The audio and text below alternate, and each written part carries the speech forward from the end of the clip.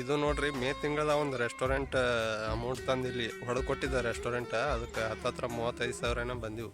ಆ ಅಮೌಂಟ್ ತಂದು ಇಲ್ಲಿ ಹೊಲಕ್ಕೆ ಹಾಕಿದ್ದೆ. ನಮಸ್ಕಾರ ರೀ ಎಲ್ಲ ದೊಡ್ಡ ಮಂದಿಗೆ. ಇವತ್ತಿನ ಟಾಪಿಕ್ ಏನಪ್ಪ ಅಂತಂದ್ರೆ, ಇದು ನೋಡ್ರಿ, ಇದು ಹೋದ ವರ್ಷ ಮೇ ತಿಂಗಳದಾಗ, ಇದು ಜೂನ್ ತಿಂಗಳದಾಗ ಕಬ್ಬು ಹಚ್ಚಿದ್ದೆವು. ಒಂದು ರೆಸ್ಟೋರೆಂಟ್ ಹೊಡೆದಿದ್ದೆ, ಅಂದ್ರೆ ಅಲ್ಲಿ ಬಾಗಲಕೋಟೆ ಹೊಡೆದು ಕೊಟ್ಟಿದ್ದೆ. ಅವರು 35,000 ರೂಪಾಯಿ ಕೊಟ್ಟಿದ್ರು ಹೊಡೆದು ಕೊಡ್ಲಿಕ್ಕೆ. ಅದೇ ರೊಕ್ಕ ತಂದು ಇಲ್ಲಿ ಜೂನ್ದಾಗ ಕಬ್ಬು ಹಚ್ಚಿದ್ದೆ. ಇದು 1.5 ಎಕರೆನ ಹತ್ತಿದ್ದು. ಹತ್ತತ್ರ 50,000 ರೂಪಾಯಿ ಖರ್ಚು ಮಾಡಿ ಕಬ್ಬು ಹಚ್ಚಿದ್ದೆ. ಈಗ ಎಷ್ಟು 8.5 ತಿಂಗಳಾದ ಒಳಗೆ ಅದು ರಿಟರ್ನ್ ಬಂದದ. ಎಷ್ಟು ಬಂದದಪ್ಪ ಅಂತಂದ್ರೆ 44 ಟನ್ ಕಬ್ಬು ಆಗ್ಯದ. 1,26,000 ರೂಪಾಯಿ ಆಗ್ಯದ. ಇದಕ್ಕೆ ಖರ್ಚಾದದು ಟೋಟಲ್ 81,000 ರೂಪಾಯಿ ಆಗ್ಯದ. ಅದ್ರ ಕಾಲಾಗ ಈ ಹೊಳೆ ಅಗ್ರಿಕಲ್ಚರ್ಗೆ ಇದಕ್ಕೆ ಅಂದ್ರೆ ಹೊಲಕ್ಕೆ ಹಾಕ್ಬೇಕಂದ್ರೆ ಇದು ಭಾಳ ಟೈಮ್ ತೊಗೊಳತ್ತದ. ಅಂದ್ರೆ ರಿಟರ್ನ್ ಬರ್ಲಿಕ್ಕೆ ಇದು ಭಾಳ ಟೈಮ್ ತೊಗೊತದ. ಅದ್ರ ಕಾಲಾಗ ಇದಕ್ಕೆ ಹತ್ತತ್ರ ಈ 40,000 ರೂಪಾಯಿನ ಹೆಚ್ಚಿಗೆ ಅದದು. 40,000 ರೂಪಾಯಿದಾಗ ಏನು ಮಾಡ್ಬೇಕಪ್ಪ ಅಂತ ಅಂದ್ಕೊಂಡಿದ್ದೆ. 2 ಆಪ್ಷನ್ ಇತ್ತು.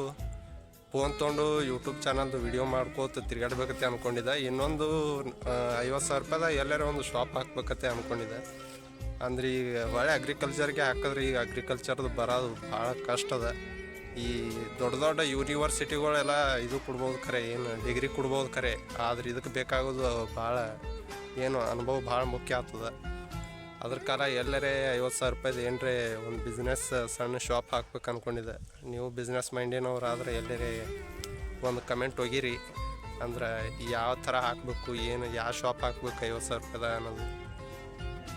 ಅದಕ್ಕೆ ಹೊಳ್ಳಿ ಈಗ 50,000 ರೂಪಾಯಿ ಇನ್ವೆಸ್ಟ್ಮೆಂಟ್ ಮಾಡ್ಬೇಕಂದಿದ್ದೆ. ಹೊಳ್ಳಿ ಮೇದಾಗ ಎಷ್ಟು ಮಾಡಿದ್ದೆ, 35,000 ರೂಪಾಯಿ ಮಾಡಿದ್ದೆ.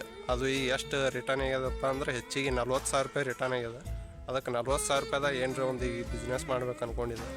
ನಿಮಗೆ ಏನರ ಗೊತ್ತಿತ್ತು ಅಂದ್ರೆ ಒಂದು ಕಮೆಂಟ್ ಹೋಗಿರಿ ಅಷ್ಟೇ.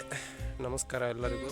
ಗೊತ್ತಿತ್ತಂದ್ರೆ ಏನರ ಒಂದು ಕಮೆಂಟ್ ಹೋಗಿರಿ. ಅಂದರೆ ಬಿಸ್ನೆಸ್ ರಿಲೇಟಿವ್ ಏನರ ನಿಮ್ಗೆ ಐಡಿಯಾ ಇದ್ದು ಅಂದ್ರೆ, ಮತ್ತು ಎಲ್ಲಿ ಹಾಕಬೇಕು ಮತ್ತು ಎಷ್ಟ್ರಾಗ ಹಾಕಬೇಕು, ಯಾವ ಥರ ಹಾಕ್ಬೇಕು ಅನ್ನೋದು ಗೊತ್ತಿತ್ತಂದ್ರೆ ಒಂದು ಕಮೆಂಟ್ ಹೋಗಿರಿ. ನನಗೆ ಒಂದು ಅಷ್ಟೊಂದು ಕನ್ಫ್ಯೂಸ್ದಾಗ ಇದು ಒಂದು ಭಾಳ ಅದ್ರ ಕಾಲ ವಿಡಿಯೋ ಮಾಡೈತಿದೆ. ಎಲ್ಲರಿಗೂ ಧನ್ಯವಾದ.